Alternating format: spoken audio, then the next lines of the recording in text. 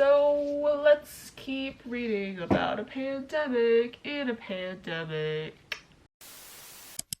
Hey y'all, it's Angela. Welcome back. Today I'm bringing back one of my series that I've all but abandoned. It's been several months since I did my last video. Today we're doing another try an author for the very first time, and this author is one of the most, if not the most, prolific authors in terms of published works. And it is Ms. Nora Roberts. So she's written a lot of different genres of romances under her name Nora Roberts, and also some mystery detective stuff under J.D. Robs. So I had a lot of choices going in. And I chose something that's a little unconventional from what she's usually known for, so that might possibly defeat the purpose of this video.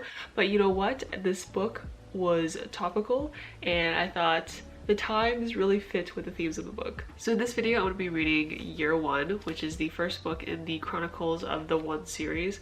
This series is set in a world post a pandemic, hence the topical part, and it has a lot to do with magic taking over once the pandemic hits. This sounded like an interesting start to get to know her writing, and I was pretty into the magic aspect, so we'll see how this book goes and I'll keep y'all updated. If y'all haven't already and would like to, please add me on Instagram, Goodreads, and Storygraph. They're all linked in the description. I would love to be friends with y'all on there as well. Alrighty, let's get to reading.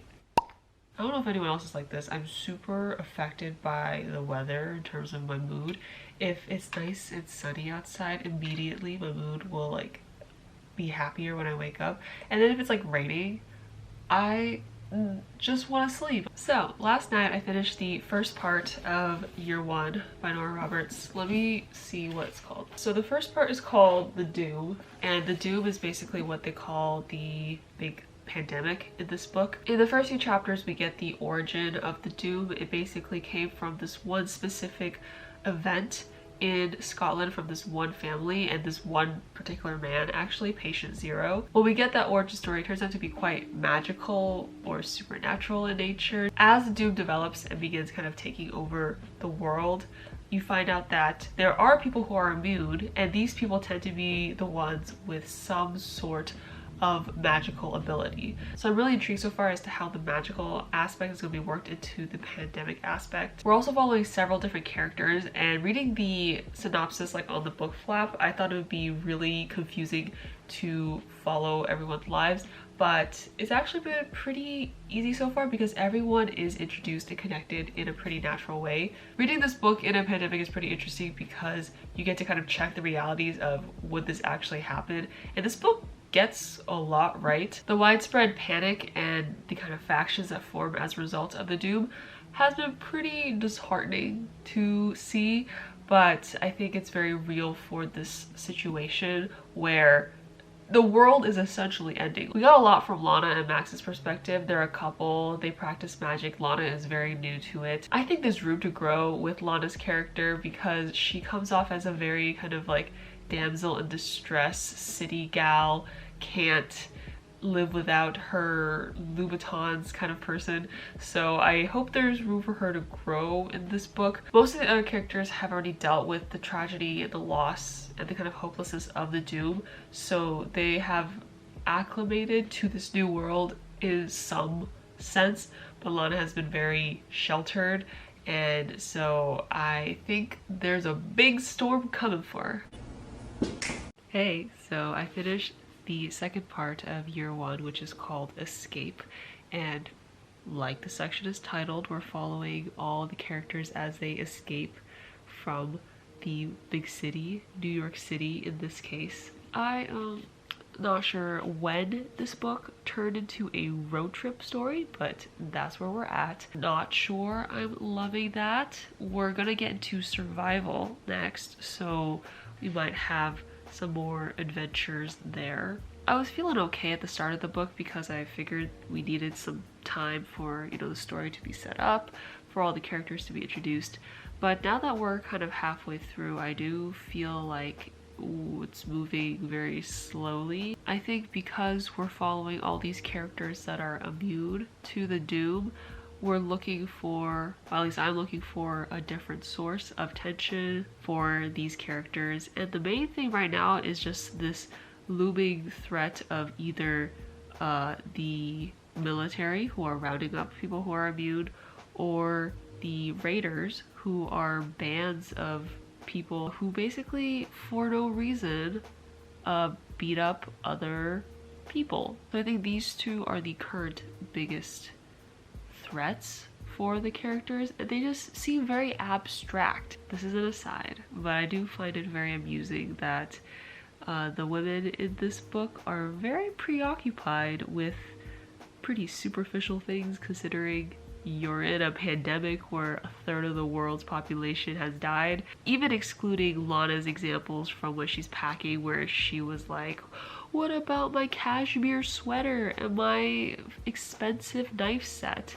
We also get this scene with Arliss and Fred, who are traveling in a pack, the newscaster and the intern, and they have this moment where they're like, wow, the news station's makeup's not going anywhere, we might as well take it. Like, y'all are trying to escape on the road and you guys need to be in survival mode. Why are you bringing superfluous things like makeup, of all things? It makes me scratch my head. I don't understand them. I'm definitely not as keen on the second part as I am the first part. I love a good setup for like an apocalyptic world, but the second part is really turning into like a survival road trip fic, and I'm very lukewarm. So I ended up finishing the entire book in one go. I read the last part, which was Survival, and Dark to Light. I have thoughts. I won't keep you all in suspense. I did not enjoy this book. And I think as I got through to the end, the kind of reasons that I couldn't really put a finger on in the last clip became more and more clear to me. The first thing that stood out to me was the fact that magic is quite a big part of this book and a big part of the Doom itself, yet it is not at all explained. It just kind of shows up at the beginning. We don't get any like history on the magic, or like where its sources are, or its origins, or like what the deal is with the magic, even though we live in this very contemporary world that is not at all supernatural, witchy, magical, anything in that sense. I also thought this book could have been like 100 pages shorter. There were a lot of sections that were very info dumpy of characters' backgrounds. There was just a lot of extra dialogue that just did not need to be there. And then there were sections where I would have loved for more expansion that just kind of like came and went like the wind. Don't even get me started on the plot of this book. I personally felt like we got a book and a half worth of plot in this one book, and there was one spot about 3/4 of the way through where I would have totally ended the book and started the next series. So if the plot's not there, next you go to the characters, right? You want to root for them, you want to be able to connect with them. And I don't know if it was just because there were so many, or if it was because they were always, you know, switching perspectives. I had such a hard time connecting with any of the characters. I don't know, I had high expectations going in because the setup of the book seemed very interesting, and I thought there was potential for this to go in a kind of like really dark direction, and this went in the dark direction but in a very cheesy way. So this is kind of a disappointing vlog, just a little bit. I was hoping to really enjoy my first dive into Nora Roberts' backlist. I haven't written off her books completely because I do think that this is quite a different genre from what like the majority of her works is. So I think in the future I would be more interested in picking up maybe like a contemporary romance in a real world setting without the complications of like a magical plot explaining like fairies and whatnot. The characterizations and the kind of like emotional moments would come through better. Well, you live and you learn, and I've learned a lot of things about Nora Roberts from reading year one. I might link some people videos in the description who have maybe talked about some good Nora Roberts books, because they are probably much better people to look for like topical recommendations, like the best of Nora Roberts. So thanks for watching the vlog if y'all made it this far. If you have any other authors you want to see me read the backlist of, please let me know. If you're interested in checking out my past video for the series, I read Brandon Sanderson's Mistborn for the first time, and spoiler alert, it was pretty good. I liked it. So check out that vlog to hear my thoughts on that book. If you like this video, please click like, and if you want to see more, click subscribe. And if you want to be friends with me outside of YouTube, I'm also on Instagram, Goodreads, as well as Storygraph, and I would love to add y'all as friends on there as well. Thanks for watching, and I'll see you all next time.